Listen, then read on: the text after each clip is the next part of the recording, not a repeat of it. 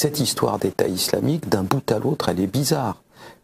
Autant il est facile de définir un groupe comme l'ETA ou comme Action Directe en disant c'est un groupe terroriste, c'est-à-dire c'est 40 individus qui ont un grief terrible avec un État et qui posent des bombes, ou même les Brigades Rouges qui étaient plus nombreuses que ça.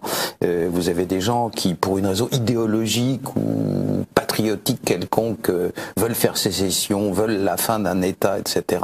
Auquel cas c'est simple à comprendre. Dans le cas de l'État islamique, on est loin de ça. Aucun groupe terroriste dans l'histoire de l'humanité n'a eu plus de chars d'assaut que l'armée française, ce qui est le cas. Je vous garantis que mes sources ne sauraient être meilleures pour vous dire ça. Donc à l'heure actuelle, l'État islamique dispose de centaines de chars d'assaut, des véhicules blindés légers qu'on appelle les Humvees, des sortes de grosses jeeps un peu perfectionnées. L'État islamique en possède plus de 5000. Donc ça n'est pas un groupe terroriste, c'est pas à l'échelle. Est-ce une guérilla? Non plus. Puisque une guérilla, c'est clair, on connaît ça depuis la guerre révolutionnaire de Mao dans les années 30, ce sont des gens qui attaquent l'armée ennemie et qui se replient. L'État islamique ne se replie pas, il attaque, il occupe le terrain, il se crée son fief et il y reste. Qu'est-ce que c'est? Eh bien, la seule explication possible quand on a éliminé tout ça, c'est que l'État islamique est une armée mercenaire, une armée, une vraie, mais mercenaire, et nous ne faisons en pareil cas que de repousser le problème d'une case, à savoir au service de qui. Je vais vous donner un exemple quand je vous dis qu'on ne sait pas très bien. Une étude a été faite récemment par des officiels sur le sujet.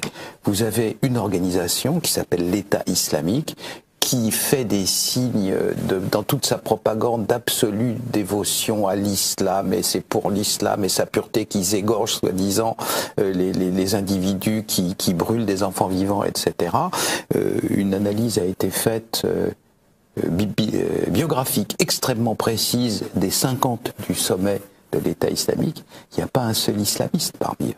Tous les gens qui sont, tous, sans exception, le Abu Machin al-Baghdadi étant un pur et simple leurre qui est là pour amuser la galerie, ceux qui dirigent vraiment, ceux dont on sait qu'ils échangent par voie électronique et donc ceux qu'on a pu repérer, les 50 du sommet, il n'y a pas un seul islamiste.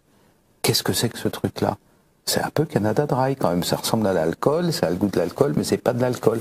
Là, qu'est-ce que c'est qu'un islamiste? On le sait, c'est quelqu'un qui a combattu en Afghanistan, qui figure sur beaucoup de sites, qui est connu pour ça dans sa biographie. On ne devient pas chef d'une organisation comme ça en claquant dans ses doigts et en 5 minutes. Donc là, dans la direction de ce qu'on appelle l'État islamique, il n'y a pas un islamiste. C'est des gens qui, dans une phase antérieure de leur vie, étaient connus pour courir le guilledou, boire du pinard. Voilà, c'était des généraux de l'armée de Saddam Hussein, généralement. Généraux le plus souvent laïcs. Voilà la situation. Donc quand on nous dit l'État islamique nous attaque, je réponds, c'est une précision insuffisante. Qu'est-ce que c'est que ce machin? Et personne n'a de réponse, alors, personne, y compris même la présidence des États-Unis.